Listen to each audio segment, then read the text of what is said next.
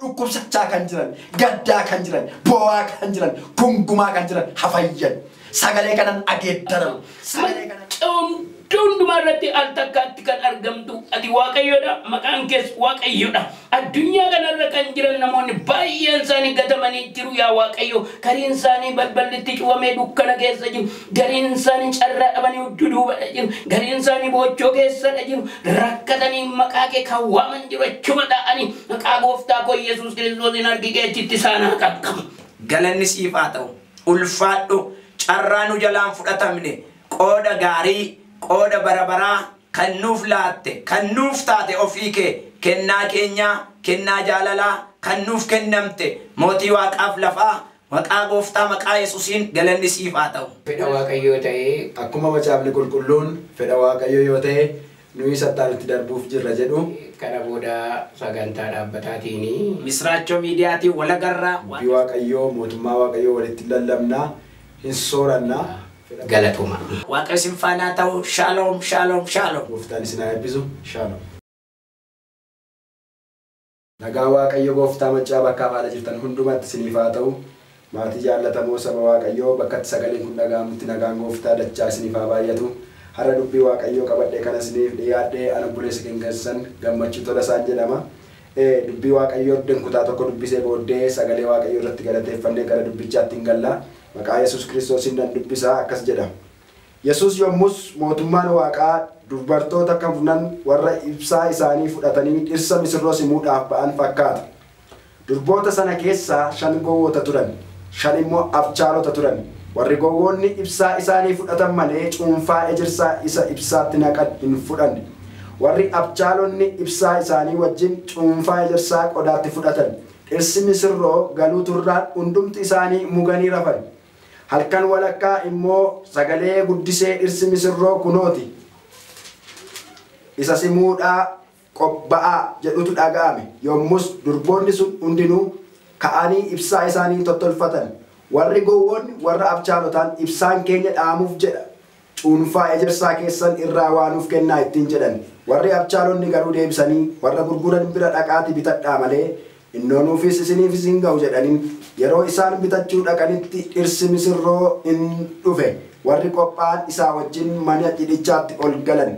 Balballis hin cufame. Durboota sana keessaa warri hafan immoo booddee dhufanii yaa gooftaa nuuf bani jedhaniin. Inni immoo deebisee dhuguman isiniin jedha ani isin hin beeku jedheen. Egaa guyyichi yerichis hin beektaniitii dammaqaa jedhee. Gooftaa waa'ee sagalee keef galanni fulfinni guddaan siif haa ta'u. Sagalee kee qilleensi qabuu hin danda'u, gaarri qabuu hin danda'u, galaanni qabuu hin danda'u, haalli kamiyyuu ittisuu hin danda'u. Sagaleen kee nama ijaaraa, sagaleen kee lafaa nama kaasaa, sagaleen kee nama dammaqsaa, sagaleen kee nama eebbisaa. Lafa kufanii kan nama kaasu sagalee keeti, lafa dadhabanii kan nama kaasu sagalee keeti. Waa'ee sagalee kee nuuf ergite kanaaf galanni fulfinni bara baraan siif haa ta'u. Ammas sin kadhadhaa sagaleen kun bakkatti dhaga'amu. Bahatti kaabatti kibbatti lixatti bakka biyya kamittuu sagaleen kun dhaga'amutti maqaa Yesuus Kiristoosiin sagaleen kee isaan haa wal'aanu. Sagaleen kee isaan yaa waaqayyo gooftaa maca laphee isaanii lafee isaanii haa qabatu ittiin haa jijjiiramanii. Sagaleen kee kun dukkana biyyicharraa haa dha'u. Sagaleen kee kun yaa waaqayyo dhukkuban yaa waaqayyo gooftaa maca lafa kamittiin lafa dhaga'amu kamittuu hundee dhukkubaa haa rukutu. Lola kamiyyuu maqaa Yesuus Kiristoosiin sagalee kee kanaan haa cabu. Sagalee kee nuuf eebbisii nu gargaaru gidduutti argamii ana garbicha kee na gargaarii maqaa isa jaalatu tokkicha ilma Yesuusiin ameen. Egaa akkuma jalqabnee nagaa waaqayyoo dachaa dabalee isiniidhaaf haa ta'u. Kutaa macaafa qulqulluu iddoo nama dubbisee Maatewos boqonnaa 25 lakkoofsa 1 kaasee dubbisee mata duree akkas jedhu irratti maaddii waaqayyoo sooranna qophaa'aa ta'e. Egaa kutaa kanarraa wanta ijoo nuti hubannu jarreen kana lamaan dubartoota kurnantu jira. Durboonni kurnan kun 5 abchaalotaa 5 gowwoota turanii. Warri abchaalonni ibsaa isaanis dhadhaa ejersaa isaanis naqatanii qophaa'aniiru. Warri gowwoonni garuu ibsaa qopheeffatan malee dhadhaa ejersaa hin qopheeffanne. Sababa kanaadhaaf erga kun ta'ee booddee dhirsi misirroo galuu dinnaan irrafan. Dhirsi misirroo galuu dinnaan irrafan. Haa ta'u garuu sagaleen hin dhaga'ame. Sagaleen dhaga'ame sagalee dammaqaa jedhutu dhaga'ame. Jarri rafaniiru. Gaafa dhirsi misirroo galuutu irraa rafanii sagaleen riba keessa isaanitti dhufe dammaqaa kan jedhudha. Gaafa dammaqanii garuu warri gowwoonni kuni dhadhaa isaanii hin qaban. Garuu ibsaa qopheeffatanii warri abchaalonni garuu dhadhaa ejersaas ibsaas qopheeffatanii qophaa'aa ta'aniiru. Haa ta'u iyyuu malee gowummaa isaanii jalqabuma macaafni qulqulluu gaara shan abchaalotaa shangoota macaafni qulqulluu gaafa dubbat abchaalataadha akka guyee garraami akka boofaa abchaalataadha abchaalli lafa kamittuu dammaqa abchaalli yeroo kamiyyuu wanta kamittuu hin shawwadamu hin hatamu hin gowwoomfamu lafa garaasaa hin ergifamu jarreen kuni jalqabumayyuu macaafni qulqulluu waa'ee isaanii yeroo kaa'u shan gowwoota shan abchaalota warri abchaalli durumayyuu abchaala gowwaan garuu gowwaa haa ta'u garuu kanarraa wanti nuti hubannu jireenya dubartoota kurnan kanarraa qophaawaa ta'uu fi hin qophaa'in warri kaan qophaa'aa ta'u warri kaan immoo utuu hin qophaa'in rafuu isaaniiti rafuun isaanii dogoggora mataa isaaniiti sababni isaa macaafni qulqulluun dammaqaa warri dammaqan yeroo hundumaa isa eeguu qaban eeggatu warri dammaqan yeroo hundumaa lafa dhaquu qaban ilaalu warri dammaqan yeroo hundumaa gurri isaanii waa dhaggeeffata warri dammaqan yeroo hundumaa iji isaanii waa ilaala kiristaanni amalli isaa akka nama barrisuuf ka'ee akka joobira barrisuuf ka'ee iddoo tokko kan ilaalu innis mana keenya galgala mootummaa waaqayyoo keessatti dammaqnee jiraachuu macaafa qulqulluu irraa mootota keessatti gaafan ilaallu dubartoota ejjitoota lamaan argina dubartoonni ejjitoonni lamaan kun isaanuma keessatu manicha sana keessa tureedha macaafni qulqulluu lama isaaniyyuu ejjitoota haa ta'u manicha sana keessa hin turani hin ulfaani hin daani gaafa dahanii isheen lamaanuu irra fani isheen tokko kan ishee raftee ajjeeste ishee kan ishee tokko fayyaa hatte du'aa fuutee jala keesse lamaan isaaniyyuu rafaniiru macaafni qulqulluu dammaqaadha malee rafaa jiru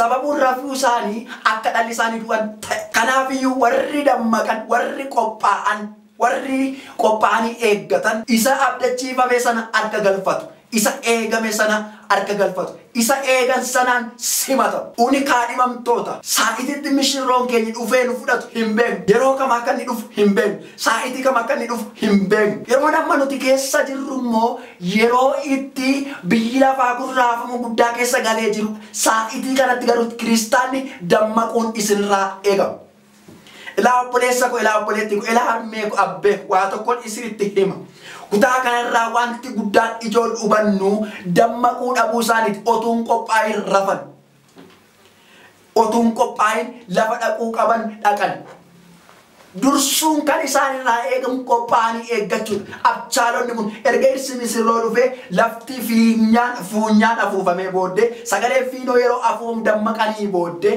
waa tokkotu ta'e jarri sunii dhadhaa jirsaa keessirraa waa nuu kennaadhani warri goon abchaalotaan gaafa nuu kennaadhani innoo unuunuu hin ga'u laarabaa sakraandaa laba gaayyaas inni qophaa'ee kan saasin ergisu kan namas hin barbaadu inni qophaa'ee kan namaa hin hawwu kan saa hin laatu inni qophaa'ee kan namaa hin hatu kan saas hin achisiisu amantii kee eeggadhu abdii kee eeggadhu jaalala si keessaa jabeessii qabadhu gaafa inni dhufe qixa eegamteen simatamte qixa eegamte waan barbaadamteen guuttee argamte kun hundumtuu amma nu hafa saa'itiin nuti ammarra jirru kun saa'itiitti qophaa'uu qabnu atileetiin tokko otuu dorgommeetti hin galiin dura shaakala gaggeessa erga dirreetti hin galiin dura otuu dirree shaakalaa bira dirree dorgommii bira hin dhaqin dura dirree shaakalaatti wanta isarraa eegamu fixata dogoggora jiru fooyyeffata hir'ina jiru guuttata erga dirree dorgommiitti galee gaheen isarraa eegamu injifachuuf fiiguu qaba kiristaanni yeroo hundumaa dorgomaadha kiristaanni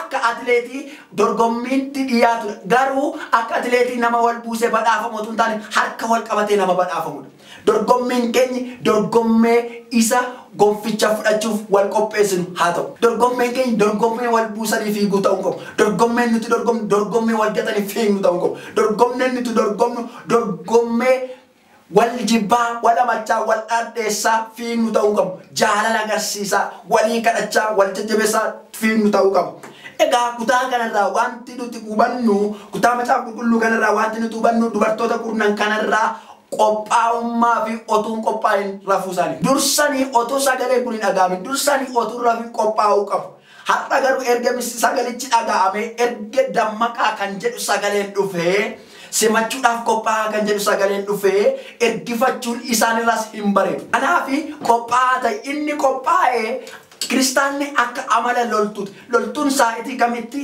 akka lolatti galu loltuun saa'itii kamitti akka lolli gara isaa dhufu hin beeku sibiran dhufa dhee duratti barraa miti sibiran dhufa dhee dura sagaleen itti ergama miti saa'itii kamiyyuu hin beeku yeroo hundumaa ga'eensaa hidhannoo isaan jabaachuu kadhataan jabaachuu qabu macaafa qulqulluu soorachuudhaan jabaachuu qabu abdiif amantiidhaan qophaa'uudhaan jabaachuu qabu jaalala of keessa torachuudhaan jabaachuu qabu